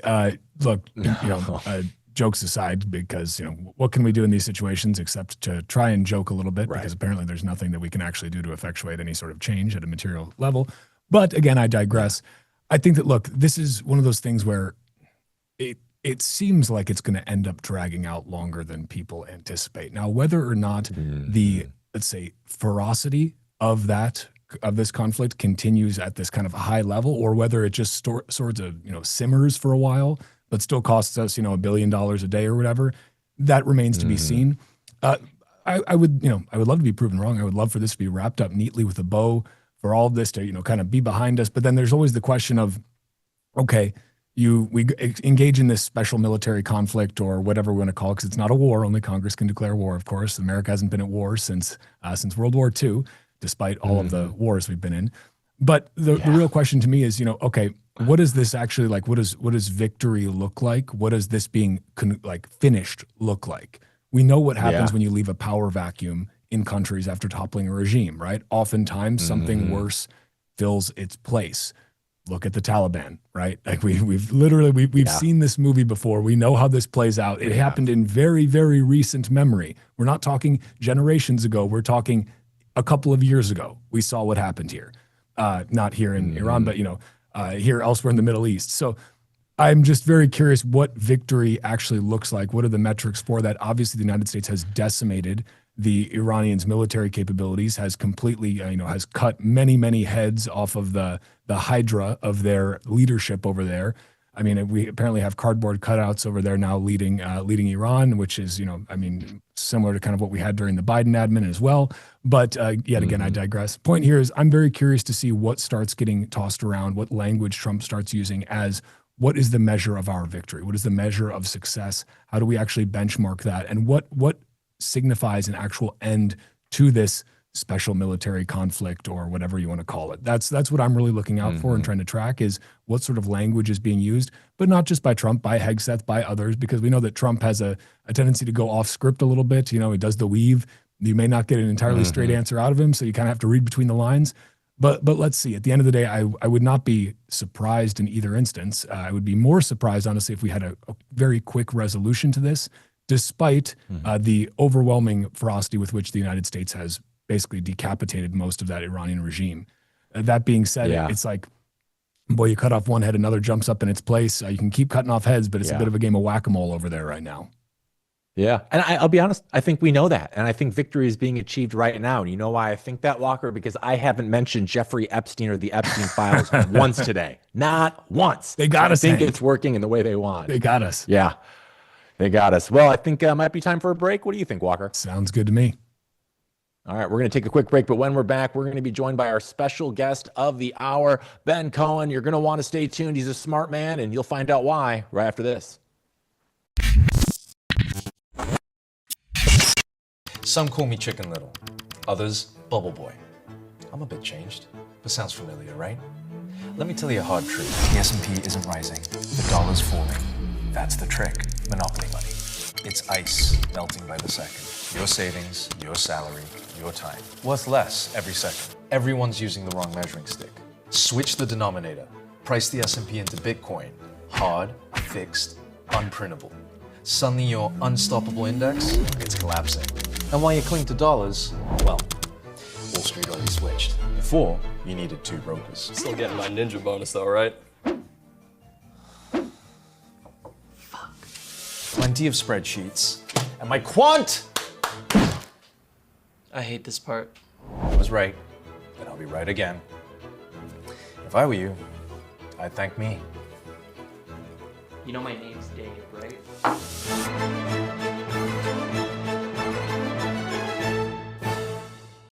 Security matters. Zappo Bank. The only way to bank your Bitcoin. Apply now at zappobank.com. All right, everybody, welcome back to RoxomTV News. I'm here with my co-host of the hour, Walker America, and we are going to be joined by our special guest of the hour to make sense of the world of Bitcoin. He's a YouTube phenom, a technical analysis master. Of course, we're talking about Ben Cowan, everybody. Ben, welcome to the show. It's so great to have you. Thanks for joining Walker and I this morning. How are you? Yeah, thanks for having me. It's a pleasure to be here and looking forward to our discussion. Oh, yeah, we got a lot to talk about, Ben. And I was doing my due diligences for you before we had you on the show this morning. And you are an interesting guy, my friend. You sounds like you actually have a PhD in nuclear engineering, which is not the typical origin story for most crypto analysts, traditionally speaking. So I was hoping you could just take us back in time for a second and give us the story about how you first encountered Bitcoin and what initially caught your attention. Yeah, it's a really interesting story, actually, because I was a math major in undergrad, and every math major gets to take an elective, a couple of electives, and one of the electives I picked was cryptography. So my first intro to crypto was not cryptocurrency, it was cryptography. So I got really interested in cryptography, really enjoyed that class, and then this was back in 2011, and then I naturally ended up finding out about Bitcoin, and then I graduated. I went to go do my PhD in nuclear engineering, and that started in 2013. And then, so starting in 2013, I did my PhD. It took 5 years, but while I was doing the degree, me and several other grad students in my group were interested in Bitcoin and were investing in the crypto markets. And so we kind of just went through all the mistakes. We had some years where we made a lot of money. We had some years where everyone got wrecked. So we kind of went through that. And then I graduated, became a postdoc at one of the national labs where my work was on high energy density physics, and I gave a presentation on it in Portland, Oregon in 2019. And then right after I gave my presentation, I went upstairs to the hotel and started my YouTube channel. So that's kind of how I got here.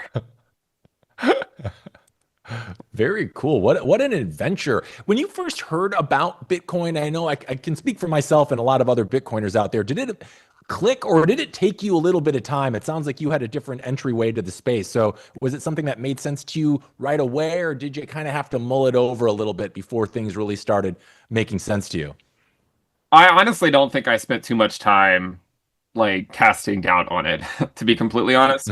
I think because I was so young when I first learned about it, I was only 21 years old. And I think like the younger you are, the more likely you are willing to accept new technologies. That can often get you wrecked if you're overly optimistic. But the good thing is it's okay to be optimistic and take on a lot of risk when you're young, because if you're wrong, you still have the rest of your life to, sort of figure that out and to get back where you need to be. So I got lucky in that sense. I will say, though, that the sort of excitement that I felt for it back then, some of that was starting to wane earlier this cycle when we sort of transitioned into a lot more of the meme coin slop in the space. Yeah. And so I think that the current bear market we find ourselves in, and that we've been in since October, has been kind of instrumental in helping get out a lot of the froth from the space, so that then hopefully, the asset class can be stronger when we come out of it. Ben, I've got a question for you too, and wholeheartedly agree on the meme coin slop. The more of that we can purge from this ecosystem, the better. Obviously, it all goes to zero against Bitcoin over a long enough time scale, but in the meantime, a lot of people get wrecked by it, and I think it puts them off to Bitcoin. But I'm curious just if you think broadly that kind of explosion of shitcoins, meme coins, et cetera, did that hold back Bitcoin adoption more broadly? I mean, obviously, you can't stop anyone from launching a shitcoin, right? Clearly. But I'm not saying we should even. People do whatever you want to just be honest about it. But do you think that actually held from your perspective of when you first got in and then seeing this change, this proliferation of all these, did that hold Bitcoin back? Would it be farther ahead from an adoption standpoint without all of the kind of crypto slop? I think that had an effect for sure. So I track a lot of the social interest in the space, looking at like viewers to YouTube channels and crypto Twitter accounts, and it's actually been trending down since mid 2021. So it's been trending in the wrong direction. So arguably prices went up this past cycle, primarily driven by institutions and higher net worth individuals buying ETFs, that sort of stuff. I think that there's been a lot of malinvestment of capital over the last several years where people have focused on things that they really shouldn't be focusing on. And then a lot of them don't end up finding their way to Bitcoin. They end up sort of equating Bitcoin to be like everything else, where they just assume that it's going to get rugged as well. And so I think that's the problem is, as an industry, we have this massive issue where the way a lot of people find their way into the asset class is via celebrities launching meme coins. And then there's not really a great way for those people to then go find Bitcoin. They get rugged on a meme coin, and then they just say, you know what, I'm not dealing with this crypto stuff anymore. And then they move on, and then they hear about it a few years later. But remember, a lot of these times they hear about this stuff is during Bitcoin bull markets. It takes Bitcoin bull markets to get people to want to launch these random micro-cap meme coins in the first place, and then it leads to this massive malinvestment of capital. But I don't think that's the only reason. I think there's other reasons as well. I think that we are in a late business cycle environment. Liquidity conditions remain relatively tight. And we've seen this before. We had similar market conditions before in 2019. And I think we're kind of going through that again. It's just taking place on a grander time scale. That's at least how I think about it. And Ben, I'd be curious. You said you monitor kind of like the social mentions of these things through social media, which is super interesting. And I'd be curious. This last year, we were thinking it was going to be the bull run of bull runs that we had seen. We had these price predictions, 150, 200K by the end of the year. Clearly, things went in a slightly different direction. Now, with that being said, I noticed this year we didn't have a lot of the same hype we had, through the TikToks and the Instagrams and the YouTubes. And a lot of that comes from this slop that we saw. And, it was almost kind of an on-ramp for some people. They'd be like looking for these get-rich-quick schemes, and then eventually they find that's exactly what it is. And I felt like sometimes that would help make people's way to Bitcoin. Do you feel like the lack of those types of hypes through social media about these garbage coins and stuff in any way has affected the Bitcoin price, or maybe not achieving what we thought it would this year? Because the TikToks have seemed pretty quiet compared to what they were back in like 2020, 2021. I don't know if that's played into it at all for you. I'd love to get your thoughts. Yeah, I think it has had an effect for sure. But I also think that it's sort of like a chicken and the egg, right? Like, did the altcoin stuff not go up as much because Bitcoin didn't have a parabolic rally, or did Bitcoin not have a parabolic rally because retail just never came? Right. I think for me, when I look at the larger business cycle, and I can share my screen and social charts if you guys want, but I think for me, the larger business cycle, to me, when you're in a late business cycle environment, higher risk assets bleed to lower risk assets. So it's true that, had people not been distracted by other cryptocurrencies, could Bitcoin have gone higher? Yeah, I think it probably could have. But I also think that one of the reasons Bitcoin did not go higher was because of monetary policy and other things that have been bigger issues this cycle than in prior cycles, right? Like, this is the first real cycle since Bitcoin's been around that inflation and the unemployment rate and those things have been concerns. Because in most of the prior cycles, like, those were not really the narratives we were talking about. We were just talking about, the ICO booms and NFTs and ordinals and all this other stuff. It wasn't until these last few years where the macro started to not behave in the way that it has behaved in prior bull markets. So in this cycle, Bitcoin topped on apathy, in my opinion, rather than euphoria. So in order to see a massive rotation into higher risk assets, into say like altcoins, in order to get a larger rotation into them, you have to have a parabolic Bitcoin rally. but we just didn't have a pair. We had a rally by Bitcoin, but we did not have a euphoric rally that I don't think a lot of people were hoping for to some of those prices that you mentioned. And again, it's like a chicken and the egg. Did it not go up that much because people were distracted by altcoins, or is it the other way around? A follow-up on that with regard to the business cycle. There's been so much debate about whether the 4-year cycle for Bitcoin is dead. The other part of that debate is, well, did it ever really exist? And if it did exist, perhaps necessarily the impact of the halving cycle is diminishing over time just by the nature of the halving itself. Where are you at with that in terms of, was a lot of the 4-year cycle that we saw just really driven by the macro cycle, by the business cycle, by monetary liquidity cycles? And the halving, of course, like the first couple of halvings must have had some impact, right? That was a big in terms of actual block subsidy. But where are you at in terms of, do you think that just has a further diminishing impact as we go along, but it was really always kind of the business cycle at the end of the day, or where are you at with that? I think it's a couple of things. I shared a screen or a chart. I don't know if you guys can see it, but yeah. I'll talk about it. Cycle bottom ROI chart, and it essentially shows you the number of days that the last cycle took to be complete.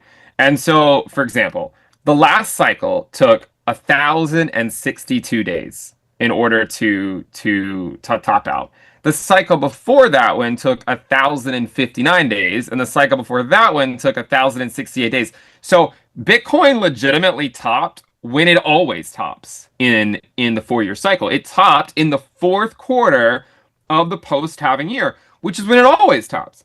But the reason why it's interesting is because it topped on apathy. And the best way to visualize that, we have this social metric.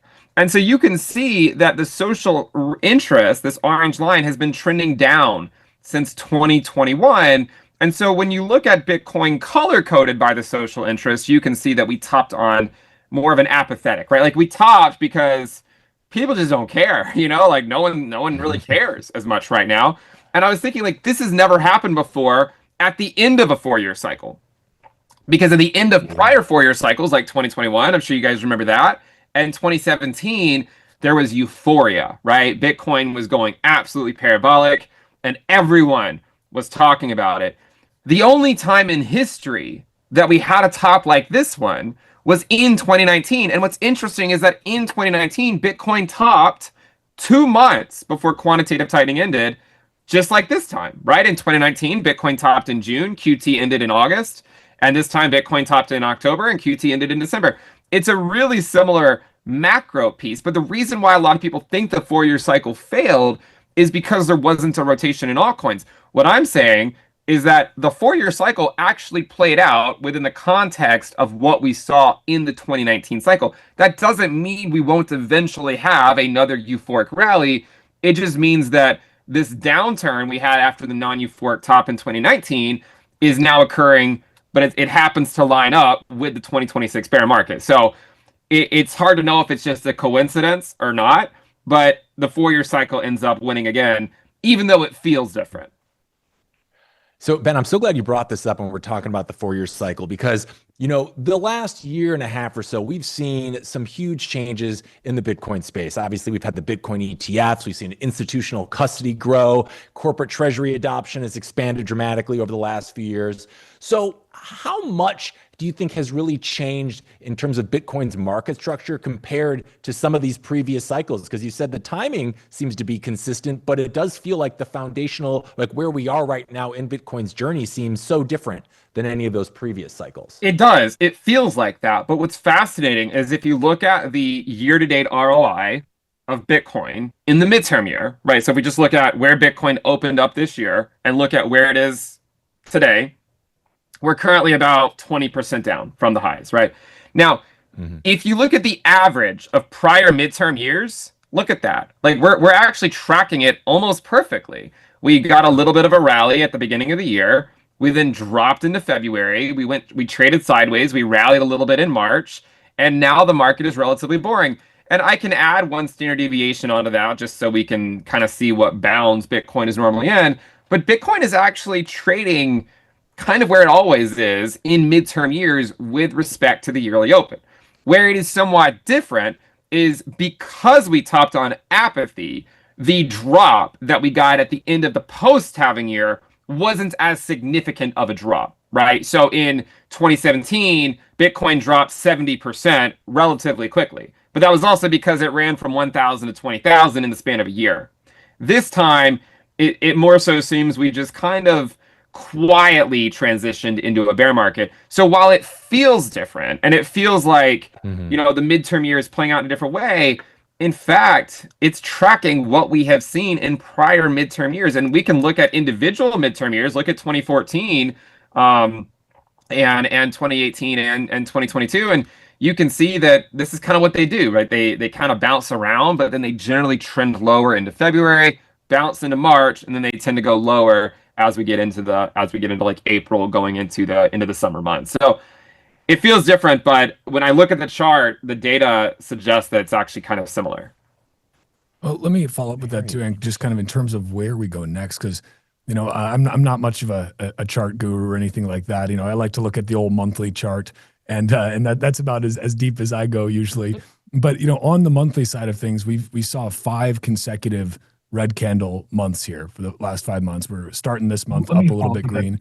I think the last time that we had 5, and I think it was actually 6 red candles in a row on the monthly was like 2018, 2019, right before we ripped up a couple 100% to kind of that next local top in 2019. Where are you at in terms of where we go next from here? Do you think that, you know, again, we haven't had a lot of like, this has been a pretty protracted set of down months here off the top. Usually you at least have some rip up in the middle. Where are you at from that perspective in terms of where we go next? You're right. I mean, normally there is a little bit of a rally at some point, and what you'll notice with Bitcoin is that the rally tends to occur kind of at the beginning of March. So we got a little bit of one. If you look at the prior bear markets, what you'll notice is that there's often a low in February, February 2014, February 2018, February 2022, and then after the February low, we then typically set a local high in March. So March 2014, March 2018, March 2022.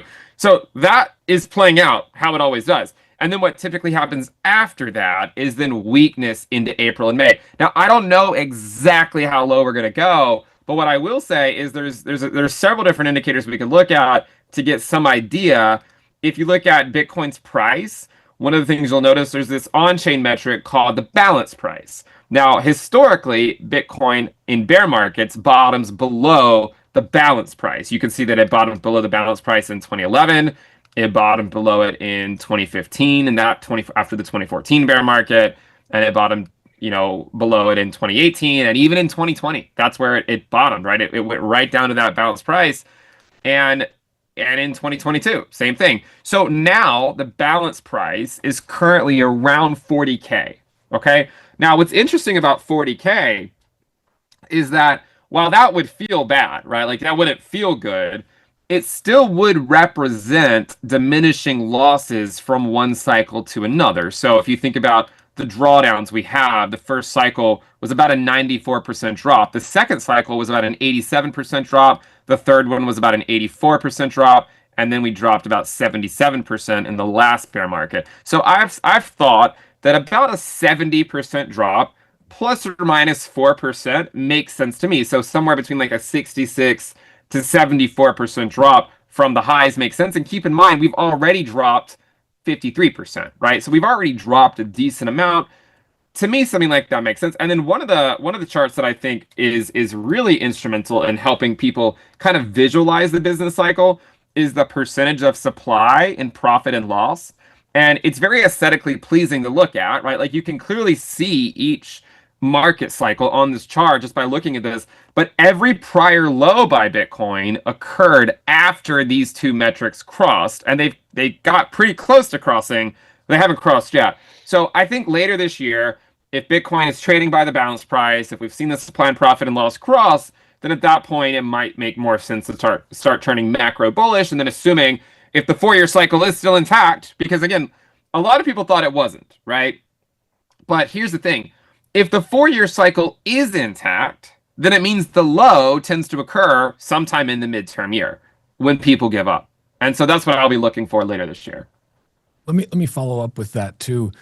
And it is funny just how much of this stuff is really like, history doesn't repeat itself, but it does rhyme in this case, and Bitcoin appears to be no different than that. But one thing I do want to ask is, I'd hate to ask the question, but is this time different in terms of the institutional bid that we do see on the table? I mean, you look at strategy alone, just strategy, the amount of capital that they are bringing into Bitcoin is, just continues to be astronomical. They're 738,000 plus or minus Bitcoin, just massive numbers that they've scooped up.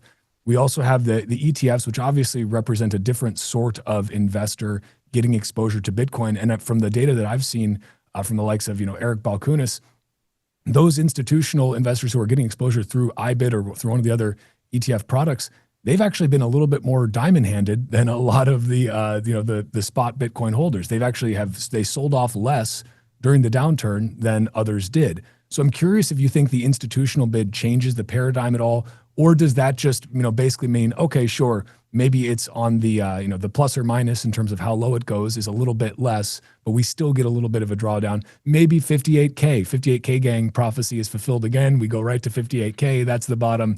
58K gang rejoices, and the prophecy is fulfilled. I don't know. How do you think that institutional bid changes the dynamic, if at all? I think it could be one of the reasons why we see diminishing losses as well, right? So every cycle, the bear markets tend to be a little bit, they tend to not be as bad. So a lot of the narratives that you just suggested also existed 6 months ago, right? Like MicroStrategy was still here 6 months ago. They were buying Bitcoin 6 months ago. But yeah, Bitcoin still dropped 50%. So it's not that the narratives don't mean anything. It's just that you could argue that it's almost a natural progression of Bitcoin that you're going to have larger and larger entities at play. And it doesn't mean you can't have bear markets. It just means maybe those bear markets won't be as bad as some of the prior bear markets, if that makes sense. So that's kind of how I think about it. Really, I think that narrative follows price, not the other way around. So price will go one direction, and then everyone will find a narrative to support it. Because back in 2025, a lot of people were really bullish, but Bitcoin didn't really go anywhere, and all the narratives existed back then too, but Bitcoin stalled out anyways. So I think that could be one of the reasons. And while I think the most likely time frame for a low is October.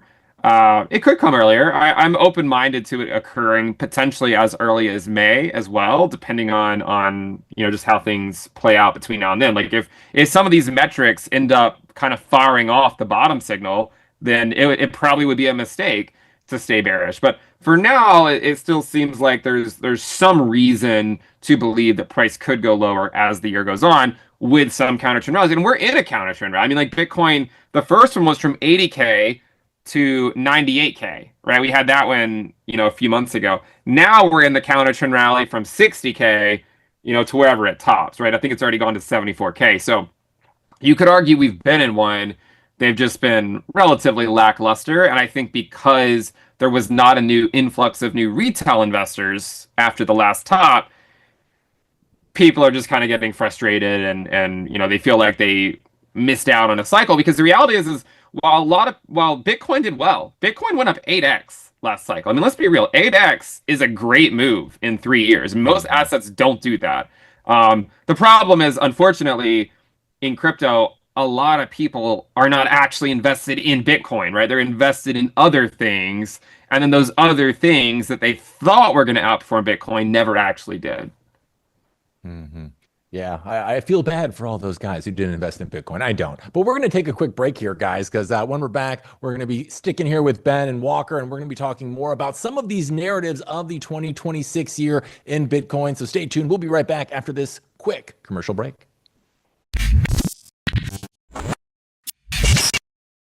Are you interested in effortlessly growing your Bitcoin portfolio?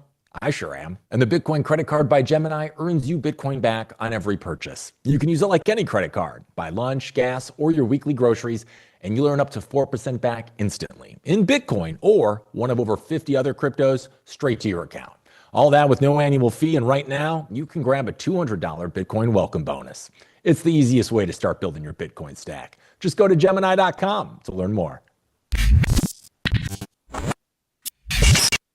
Welcome back to RoxomTV, everyone. I'm Walker America, here with my co-host Hank and Benjamin Cowan.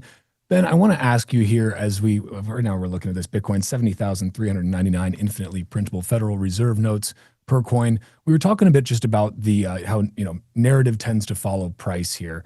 And I'm wondering, though, as we look ahead to 2026, the rest of the year, we're already, about almost a quarter of the way done with it. I don't know when that happened. But what do you think in terms of the narrative? What does it take to bring in retail again? You mentioned the fact that, look, retail just never really arrived in size, whether from a monetary perspective or from a sentiment perspective in this last cycle. It's sort of been on a downtrend since that 2021 top. Was that just because so many people got burned on that top, whether it was in Bitcoin or any number of the blowups that happened? Is that part of it? And what does it take to actually bring retail back to get that interest again? Is it simply just a function of, hey, number has to go up for people to pay attention again? I mean, that's a lot of it, right? I think right now we're in what I would call like time-based capitulation. That's a lot more important to me than price-based capitulation, is just where people give up. Like if Bitcoin were trading at 60K in 6 months, that would probably be enough, right? Like you don't necessarily have to go lower. I think it will go lower, but I think the main thing is we just have to go through the period where people give up, and that's usually what leads us to sort of starting fresh again for the next cycle. So right now, I think that in order to bring people back, the industry would do itself a great service if we stopped platforming people that are not really benefiting the industry, right? Like if they're just there to cash grab on random meme coins and that kind of stuff, like that's not really helping the industry. I think that's hurting the industry. And so I think as a whole, if we focus on what matters, and that should start from Bitcoin, right? Like everything else in the industry only exists because of Bitcoin. And in fact, everything else in the industry over a long enough period of time bleeds to Bitcoin too. I mean, altcoins bleed to Bitcoin, crypto stocks bleed to Bitcoin, crypto miners bleed to Bitcoin. You could argue a lot of the treasury companies have been bleeding to Bitcoin.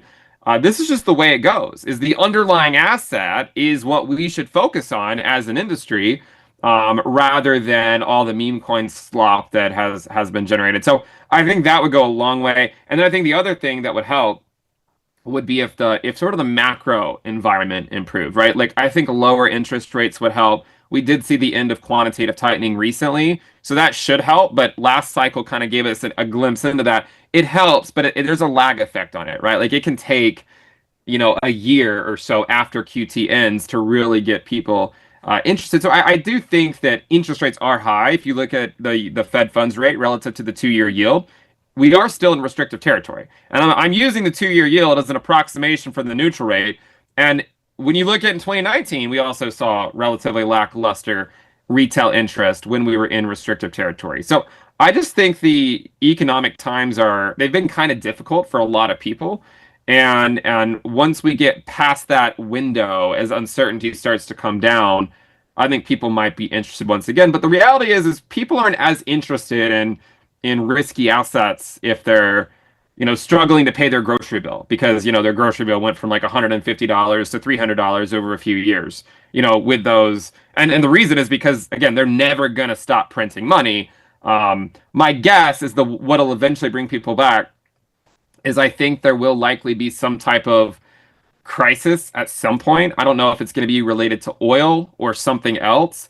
And usually it's the crisis that then leads to the money printers kind of coming back on, that then leads to sort of the next round of inflation, which can follow higher asset prices. So we're kind of in that intermediate phase where things kind of suck, but they don't suck enough for the Fed to really intervene. And so we either just need to spend the rest of the year kind of slogging around doing nothing, or we get a crisis and then we go up from there. So Ben, I have a follow-up on this one that I'd love to kind of get your thoughts on, because I have this theory and I would love to pick your brain about it. So, one thing with Bitcoin, when it got so high up, right, we kind of started experiencing this unit bias, right? People are thinking they're priced out, and Bitcoin kind of, lost some of the sexiness to it, right? Because when Bitcoin started, part of the appeal, like many of the altcoins out there, are people chasing these big X gains. And Part of me thinks now that we've seen Bitcoin come back, it's maybe an opportunity to do what Justin Timberlake did so many years ago, and that's bring sexy back, but to Bitcoin. It would make a great shirt. So my question is, do you think we're maybe just a really big green candle away from getting the retail excitement back into play? Because if we were at 60,000, we see maybe a $10,000 candle in the span of 24 hours. Could that maybe be enough to get people's excitement back and get the momentum for Bitcoin back on the social medias, which ultimately kind of continues to perpetuate the Bitcoin narrative going forward? Do you think that's a possibility too? Because I felt like unit bias was just really causing a lot of people to check out. Yeah, I mean, price is basically everything in this industry, and for a lot of people. I mean, if price goes down, people don't care. If price goes up, everyone cares. So I do think, yeah, you're right. The problem is if we go up 10K, it'll bring people back. But if it's just a lower high, they'll just leave just as quickly. So in order to durably bring people back, we have to durably trend up.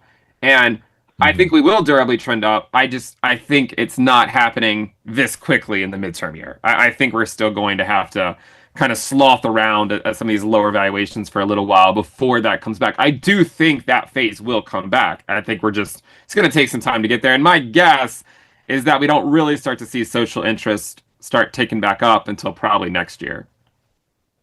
In the meantime, perhaps that represents a pretty good opportunity for those of us who have remained interested regardless of price to scoop up some cheap sats. I mean, at least that's my perspective. I've been trying to beat the drum on this. It's like, guys, look, nobody has a crystal ball, despite what some people may like to tell you, right? Right. We know that Bitcoin, like over a long enough time horizon, it's going to go up and to the right forever. Like we know this. We know that fiat currencies won't stop printing. We know there's only 21 million Bitcoin. Like the math is pretty simple. The question is just, it's a matter of how patient are you? And I think at least for me, I'm not a trader, do not pretend to be, not good with charts or anything like that. So for me, it's just like, well, I'm just going to try and keep it simple and dollar cost average and smash buy when I view everyone else as being too bearish. I mean, do you think there's it all been, from a sentiment perspective, at least for me, you've been around a heck of a lot longer than I have. How does this feel, just vibes based? Leave the TA aside, vibes based. Does it feel different than other times? Does it feel more apathetic, more bearish, or is this kind of par for the course in terms of what you've experienced cycle after cycle after seeing so many of them? The only time I've ever felt like where it felt this apathetic was after the 2019 top, because after the 2021 top and after the 2017 top, price got annihilated. But there were still a lot of people around arguing with each other about this stuff. Now, like, I just don't feel like people care. But I do operate under a couple of assumptions, right? And that is the bears sound smart, the bulls make money. So I think long term, that's a good thing to keep in mind. But just because the bulls tend to make money over the long haul, that doesn't mean that the bears aren't sometimes right. Now, the bears in Bitcoin are normally right in sort of the midterm year is when they're right. So if you're going to be a Bitcoin bear, the best time to be one is from Q4, the post-halving year, for at least 6 months. And if you can do that, then you miss out, you kind of avoid a lot of the losses in the bear market. But when you think about the richest people in the world, right? They're not short sellers. They're people that were bullish on some technology or something, and that were generally optimistic. So as you go through this year, if prices go sideways, if they go lower, remember, the people that made a lot of money in 2024 and 2025 were the people that bought in 2022, right? It's not the people that then FOMO'd in, at 60K on the way up. It's the people that bought at 15K at the depths of the bear market. So the bear markets actually create a lot of opportunity, and honestly, they're my favorite time of the cycle, because it's like the 1 year where I feel like you can think clearly. You don't have some guy just screaming at you about some random altcoin that has to go to the moon. I can think clearly, I can build what I want to build, and then I can set myself up, hopefully, for the 3 years of bull market that tend to occur after the bear market is over. But if you think about it, in the 2024 bull market, a lot of us kind of look back at 2022, and if you bought back then, you think of it fondly because it brought you lower prices. So I think there's a good chance that in the next cycle, we'll look back on 2026 and be like, yeah, like that led to some great opportunities. And look, I still own Bitcoin. I just don't own as much as I did late last year because I thought we were going to go into a bear market. And the only reason I thought we were going to in a bear market is because I've gotten wrecked so many times in the past in midterm years. I'm like, you know what? It'd be nice to, to not get wrecked for a cycle or so. So that was the only reason. But I do think it absolutely makes sense to get back into the market, especially as the year goes on, and then just hope that we go into our typical the next part of the 4-year cycle, which is the bull market. And Ben, you're talking about not getting wrecked. I think I can speak for everyone in our audience that we're all looking to not have that happen to us. And you run one of the best YouTube channels in the business, the channel Into the Cryptoverse, and it's grown into one of the largest data crypto channels online.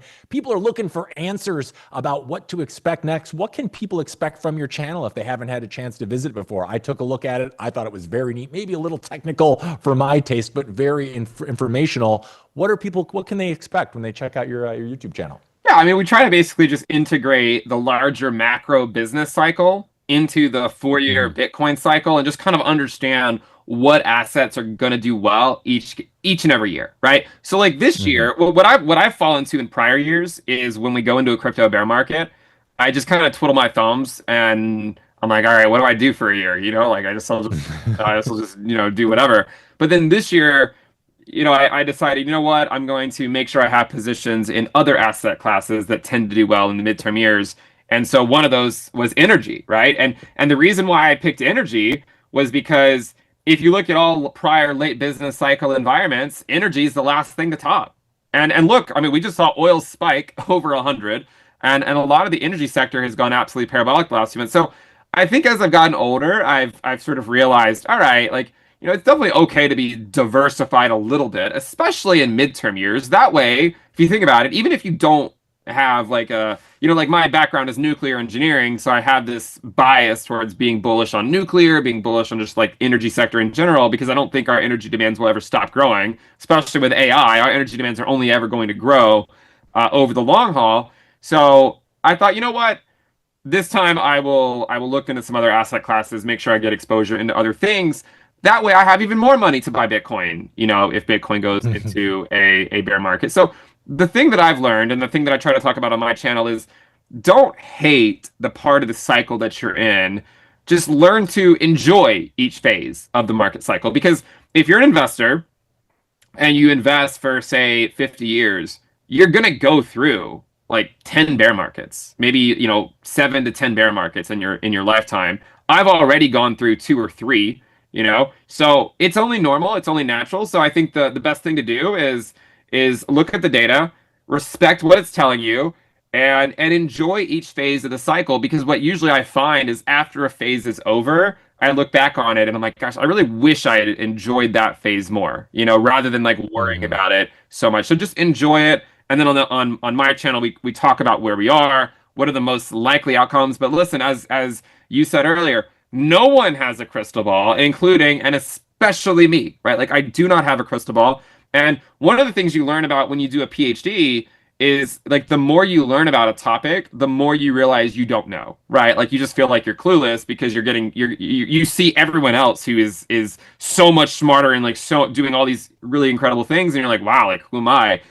With the markets, it's similar. Like the more you study it and try to understand it, the more you do realize that no one actually knows what's going to happen. We're all just trying to do the best we can to make sense of what's going on. And so I do put out my views and my ideas. They don't always come true. So don't hold that against me if I get something wrong. I just try to do the best I can. Reverse Dunning-Kruger effect, basically, is what you're describing. It's exactly, which is a good thing to be aware of. Most people aren't, sadly. Yeah, I love it though. I think it's good. It's a good lesson for life in the markets, especially Bitcoin. Love where you are. It kind of goes to my old saying, "Eat, pray, Bitcoin." And I got to say, Ben, it's been an absolute treat having you with Walker and I on the show today. So we want to thank you so much for your time and your expertise and sharing all of that with us. I'm sure you've gained at least a couple more fans this morning from our audience who may not have already heard of you. And for those of them that are looking to learn more about you and everything you do, what's the best place I can send them? Yeah, I have a YouTube channel. They can just search Benjamin Cowan and they'll find it, or they can go to my website, benjamincowan.com. But those are the two main places to find me. Amazing. Well, Ben, it's been an absolute treat for both Walker and myself and our entire audience here at RoxomTV News. So I want to thank you for stopping in and have a great rest of your week, my friend. It was a blast. Thanks for having me. A pleasure to be here. Cheers. Thanks. All right, gang, that's a wrap for right now. We're going to take a quick break, but we'll be back in just a minute with more RoxomTV News. So stay tuned. We'll be back after this. This is Alex. Alex spends most of his time thinking like a trader, still deciding what to do with his Bitcoin. While Alex waits for the perfect entry, this is Laura. She's watching the S&P drop. Everyone is suddenly a macro expert. She doesn't panic. This is Tom. No screens, no noise, no stress. While Tom focuses on his swing, his Bitcoin focuses on compounding. Because Bitcoiners don't want more dollars. They want more Bitcoin. I want more Bitcoin. The best move is letting your Bitcoin work while you plan the next one. Grow by Roxom. One currency, one place.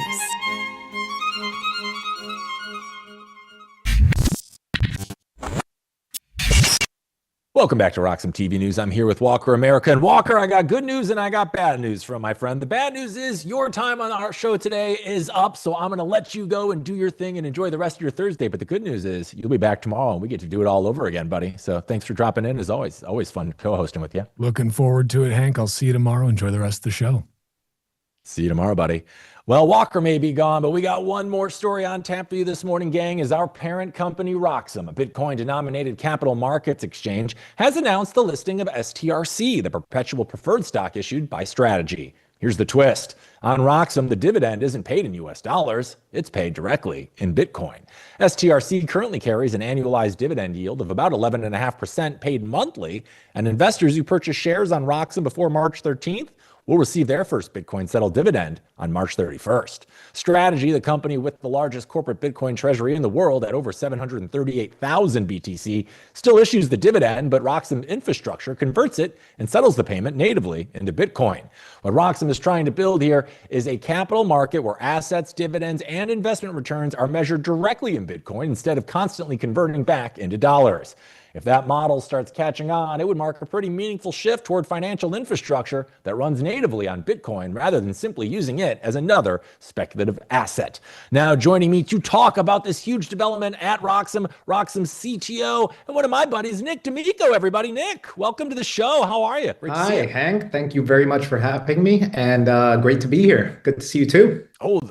Oh, the pleasure is all ours. So, Nick, tell us about this latest announcement from Roxom. What is it and why is it important? The people want to know. Yeah, so super excited. Yesterday we launched Stretch, which you already pitched it very, very well. But basically, Stretch is part of MicroStrategy's financial instruments or strategies instruments. It's a stock that pays 11.5% right now. It's variable. In dollars, but like you said, at Roxom, we're doing our magic and we pay dividends, not just for Stretch, but any other company that pays dividend natively in Bitcoin.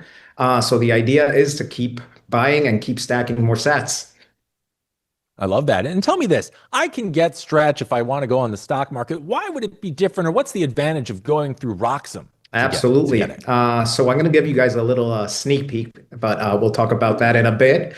But why it makes sense to buy it in Roxom is right now you could go on a stock market, buy it in dollars. You can't buy it in Bitcoin. On Roxom, you're able to buy it natively in Bitcoin and receive the dividends in Bitcoin. So that's one of the interesting parts of it. It's also global. So anybody anywhere in the world with Bitcoin can buy Stretch on Roxom. And we're working on a few special projects which will allow basically carry trade with Stretch, where you won't have to sell your Bitcoin, but you'll be able to put them up as collateral and acquire Stretch with that collateral. Very nice. Well, you did a really nice job of explaining that, Nick, but I've been told we have a video clip that might help us in explaining to everyone why this is so important and exciting. So guys, let's roll the clip. Oh, I forgot to mention, dividends on Roxom are paid in Bitcoin. Stretch your income. 11.5% paid in Bitcoin. Stretch your income to 11.5, get 11.5 in Bitcoin and Roxom. 11.5%. 11.5%.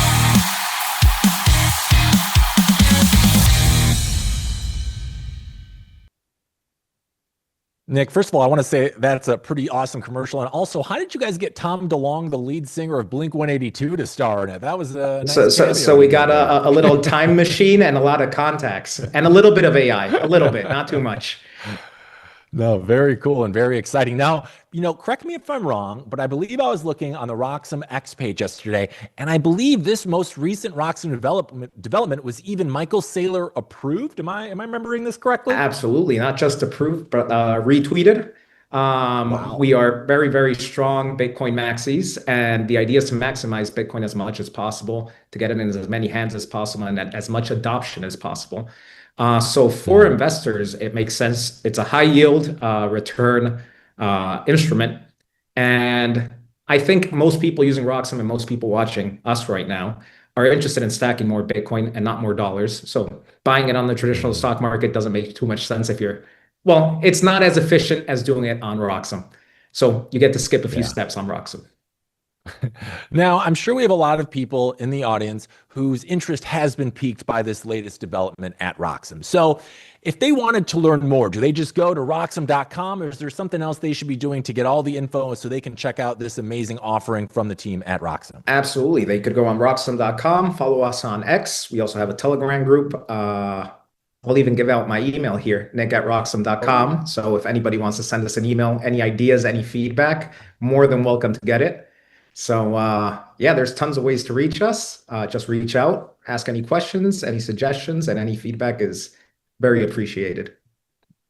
Love it. As we're always appreciative of having you on the show, Nick, to help break it all down. And I hope you don't get any Nigerian email scams after giving that one away. Oh, I definitely will, but I'll be okay. You'll be okay. As long as they're offering it in Bitcoin, it might be worth it. Exactly. Well, Nick, congratulations to you and the team at Roxom. That is super exciting. And Michael Saylor approved and retweeted. So sounds like it's going pretty well. Yep, going very well. Thank you very much. Thank you, Nick. We'll see you soon, buddy. And in our audience, that is a wrap for today's edition here at Roxom TV News. As always, I want to thank all of you for stopping in and joining us. It was a fun show. We had Nolan Bowerly, Walker America, Benjamin Cowan. It was a star-studded lineup, and we got more of the same coming your way tomorrow as we wrap up the week here at Roxom TV News. So I want to thank all of you for watching. If you haven't already, do the thing. Like, follow, subscribe to Roxom TV, Roxom TV News, and me at Hank at Roxom TV, wherever you choose to do your doom scrolling.